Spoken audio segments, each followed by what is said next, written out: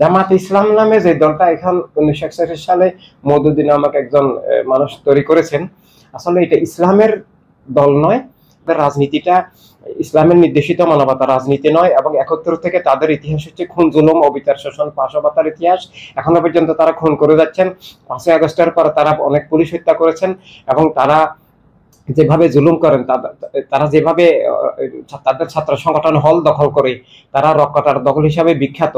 এই ধরনের পাশবতা, হিংস্রতা, জুলুম, খুন খারাপি এগুলো কোনো ইসলামী দল করতে পারে না, কোনো মানবিক দল করতে পারে না, কোনো মানবতা রাজনৈতিক দল এটা করতে পারে না। দুই দিক থেকে তারা ইসলামের বিপরীত। ইসলামের মূল দিক হচ্ছে ইমানি আকিদা। তারা শানে রাসালাতের প্রশ্নে ইমানি আকিদার বিপরীত, এবং আরো অনেক প্রশ্নে ইসলামের মৌলিক আকিদার বিপরীত। সেটা ইসলামী দল আকিদাগতভাবে একেবারেই নয়, ইসলামের বিপরীত দল।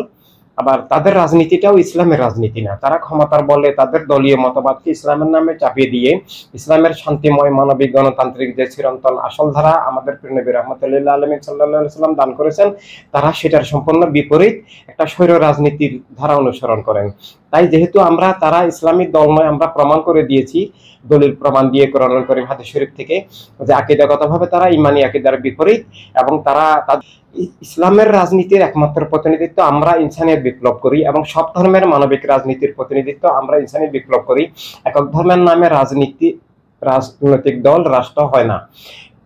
ধর্ম চাপিয়ে দেওয়ার বিষয় না। আল্লাহ তাআলা কোরআনুল কারীমে লা ইকরাহা ফিদ্দিন সূরা বাকারার 256 নম্বর আয়াতে বলেছেন, ধর্মকে ক্ষমতার বলে চাপিয়ে দিও না। অর্থাৎ রাষ্ট্র এক ধর্মের, এক জাতির হবে না। আল্লাহ তাআলা সূরা কাফিরুনে বলেছেন, লাকুম দীনুকুম ওয়ালিয়া দিন, লাকুম দীনুকুম ওয়ালিয়া দিন, যার ধর্ম নিয়ে চলবেন, কেউ কারো উপর চাপিয়ে দিবে না। তাই ইসলামের নামে রাজনৈতিক দল হয় না। ইসলামের নির্দেশিত রাজনীতি মানবতা রাজনীতি।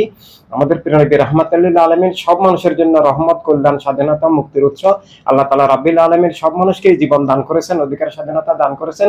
তাই ইসলামের নামে যে রাজনৈতিক দলগুলো বলা হয়, সেগুলো ইসলামের নামে ধোঁকা, প্রতারণা, সেগুলো ইসলামকে কুক্ষিগত করা, এবং ইসলামের নামে মানুষের আবেগ অনুভূতিকে ব্যবহার করে রাষ্ট্র জবরদখল করে নিজেদের দলীয় মিথ্যা মতবাদ ইসলামের নামে চাপিয়ে দেওয়ার একটা ষড়যন্ত্র। তাই ইসলামের নামে যে রাজনৈতিক দলগুলো বলা হয়, সেগুলো ইসলামী দল নয়, ইসলামের নামে ধোঁকা, প্রতারণার দল তাদের সাথে। তাই ইসলামের আসল ধারা, যে সব ধর্মের মানবিক ধারা, ইনসানিয়ত বিপ্লবের কখনো জোট হতে পারে না। রাজনীতিটা ইসলামের নির্দেশিত মানবতা রাজনীতি নয়, এবং 71 থেকে তাদের ইতিহাস হচ্ছে খুন, জুলুম, অবিচার, শোষণ, পাশবাতার ইতিহাস। এখনো পর্যন্ত তারা খুন করে যাচ্ছেন। 5ই আগস্টের পর তারা অনেক পুলিশ হত্যা করেছেন, এবং তারা যেভাবে জুলুম করেন, তারা যেভাবে তাদের ছাত্র সংগঠন হল দখল করে, তারা রক্কাটার দখল হিসাবে বিখ্যাত। এই ধরনের পাশবতা, হিংস্রতা, জুলুম, খুন খারাপি এগুলো কোনো ইসলামী দল করতে পারে না, কোনো মানবিক দল করতে পারে না, কোনো মানবতা রাজনৈতিক দল এটা করতে পারে না।